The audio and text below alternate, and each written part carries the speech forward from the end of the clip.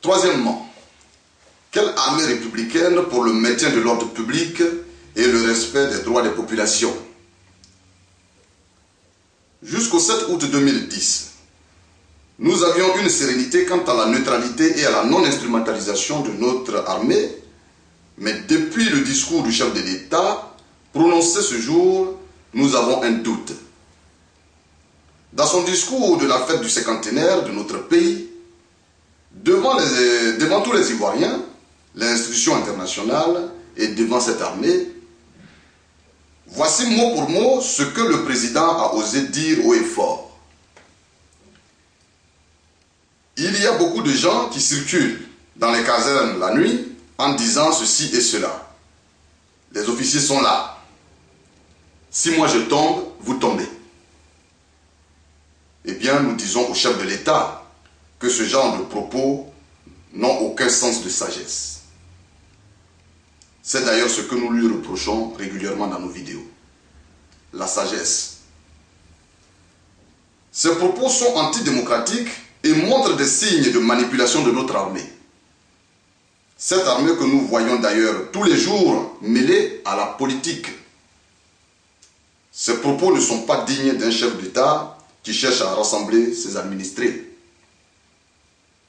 Enfin, ces propos sont encore moins dignes du discours de la fête du cinquantenaire qu'il présidait. Nous espérons que M. Laurent Gbagbo reviendra sur ces propos qui ne font que semer le trouble et le désordre en ces temps de réunification de l'armée ivoirienne. Nous, à l'ACCI, Alliance citoyenne de la société civile ivoirienne, nous confirmons ici à l'armée ivoirienne de ne jamais céder à ce genre de propos et d'intimidation, car cela fait 8 ans que son instrumentalisation par les politiques lui fait perdre son prestige d'autrefois. Nous disons aussi au président Gbagbo que l'armée ivoirienne ne doit pas être partisane. Elle n'est pas son parti politique pour qu'elle puisse tomber avec lui. Dans un état de droit, les officiers généraux sont bien sûr nommés par le président de la République. Mais quand le président tombe, il reste. Quelle que soit la manière dont celui-ci part du pouvoir.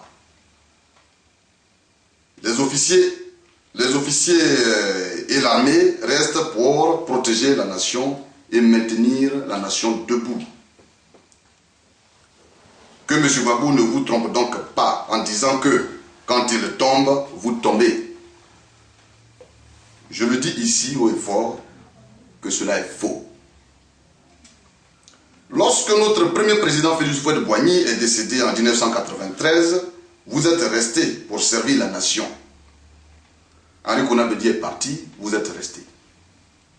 Robert Guéhi est parti, vous êtes resté. Si M. Gbagbo n'a pas été réélu, il partira seul et vous resterez toujours dans l'armée à tenir l'État debout jusqu'à votre retraite.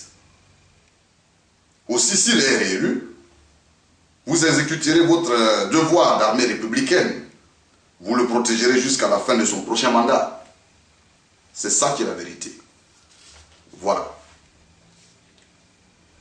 Nous comptons donc sur vous pour que vous ne soyez pas un instrument de la désolation de notre pays durant cette période électorale.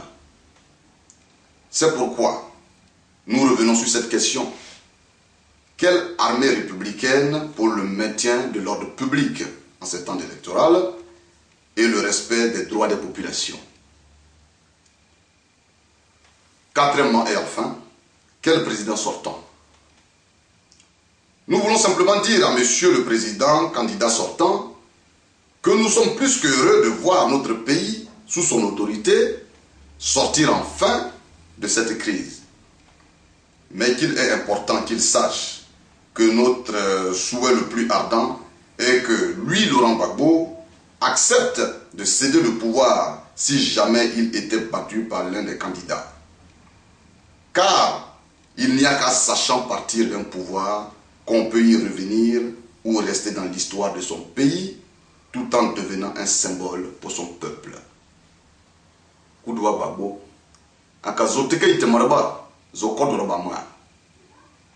je vous remercie.